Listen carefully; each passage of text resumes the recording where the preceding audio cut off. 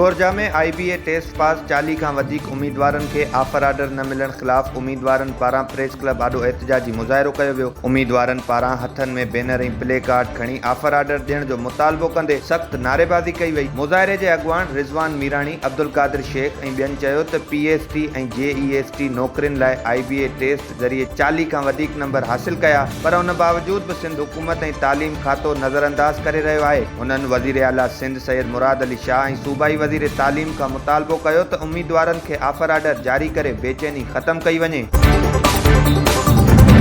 कंबर जे ॻोठ दफ़र भरिसां मोटरसाइकिल जो टक्कर लॻण सबबि 5 वरियनि जी नींगरी फ़ौत थी वई। नींगरी बिस्मा बुरड़ो खे 4 ॾींहं अॻु रोड क्रॉस कंदे तेज़ रफ़्तार मोटरसाइकिल जो टक्कर लॻो, जंहिं सबबि नींगरी सख़्त ज़ख़्मी थी पई। वारसनि पारां नींगरी खे ट्रामा सेंटर लाड़काणो मुंतक़िल कयो वियो, जिते हू ज़ख़्मनि जा सूर न सहंदे फ़ौत थी वई। नींगरी जो लाश घर पहुचण ते घर अंदरि कोहराम मची वियो।